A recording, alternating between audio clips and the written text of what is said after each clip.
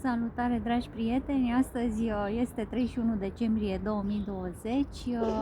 Suntem la final de an 2020, un an care n-a fost deloc ușor pentru cei mai mulți dintre noi.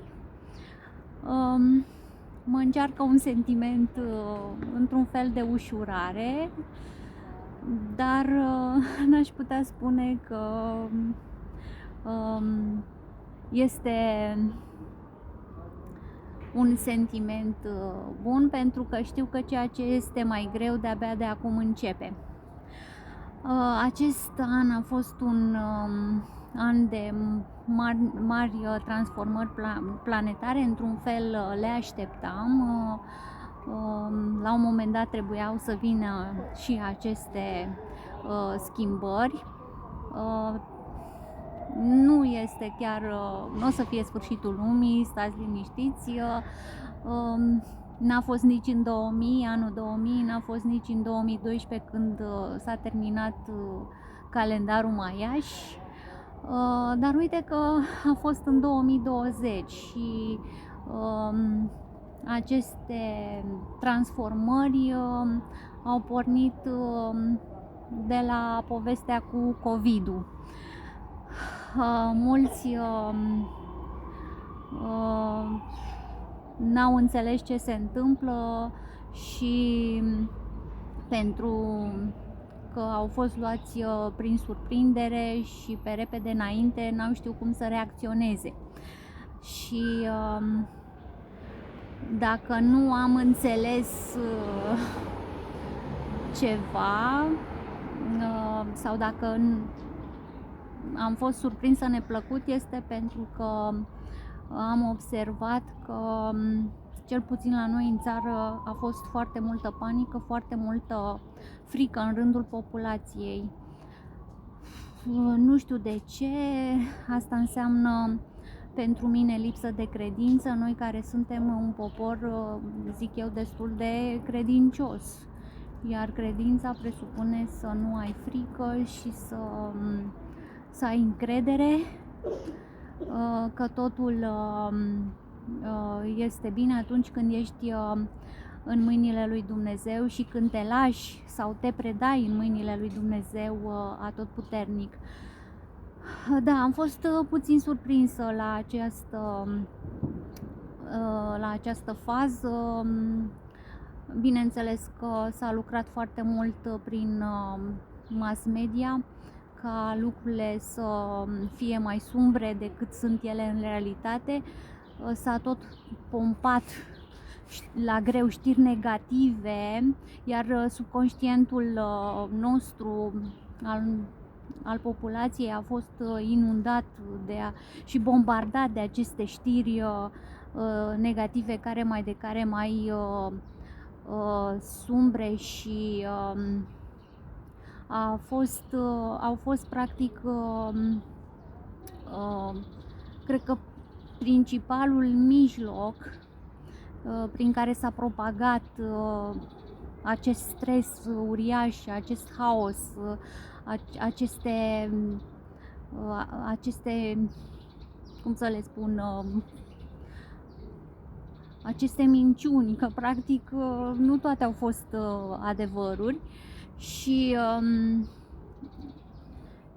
spun eu că foarte mulți au aplicat urechea la aceste minciuni ale mass mediei și și-au făcut griji mai mult decât era necesar.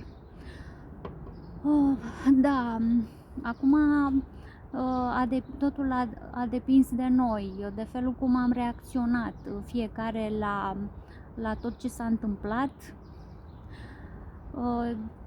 Eu una am înțeles de la începutul anului ce se întâmplă, m-am relaxat, m-am adaptat și chiar dacă am avut mici nemulțumiri, că am avut restricții de călătorie sau că că a trebuit să port această mască din când în când.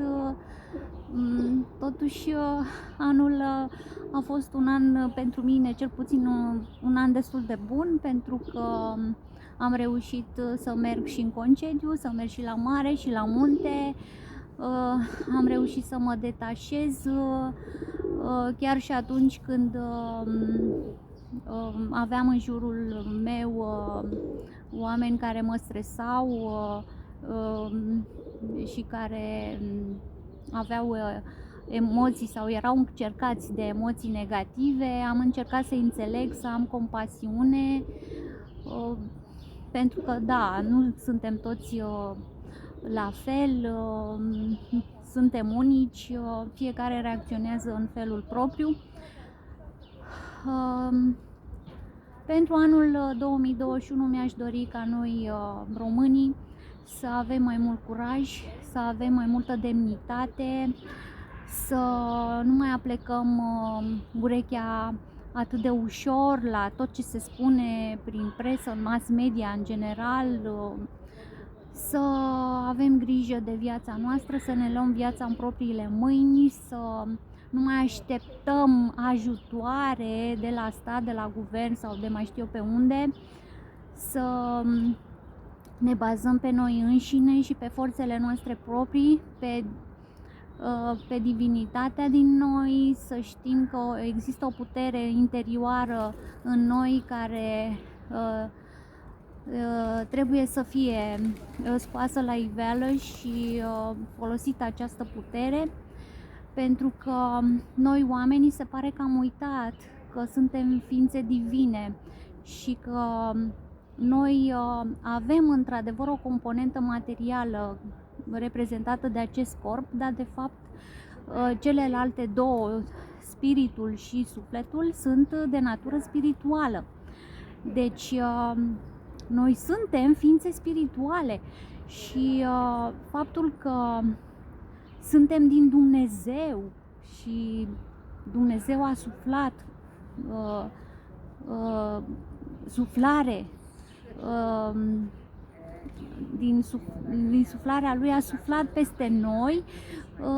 Vă dați seama că noi am uitat că cine suntem de fapt și atunci haideți să ne reamintim în anul 2020, să continuăm să ne reamintim cine suntem, că suntem Dumnezeu uitați, așa cum spunea Ramta, și să vedem altfel viața, chiar dacă se continuă această poveste cu vaccinul, cu virusul. Hai să fim mai degajați, să nu mai luăm în serios tot ce se spune, pentru că într-adevăr cei care dețin frâiele acestei planete nu se lasă până cu două și atunci să luăm totul ca pe un joc, noi să întoarcem spatele tuturor acestor zvonuri și eu știu, acestor știri malefice, să nu le mai facem jocul celor răi și să avem încredere că acest sistem corupt, din toate punctele de vedere, trebuie să ia sfârșit. Și bineînțeles așteptăm acea epocă de aur și eu sper să fiu printre cei și noi cât mai mult să fim printre cei care să avem acces în epoca de aur de care se vorbește în Apocalipsă, în care va fi extraordinar de bine. Deci, vă urez la mulți ani, vă urez să aveți multă putere, să nu mai vă fie frică și să vă considerați ființe spirituale, aveți înăuntru vostru o mare forță, o mare putere și divinitatea este în voi. La mulți ani și vă urez ca anul 2021 să fie un an bun, cu multe revelații pentru voi și cu multă iubire, pace, armonie. La mulți ani tuturor!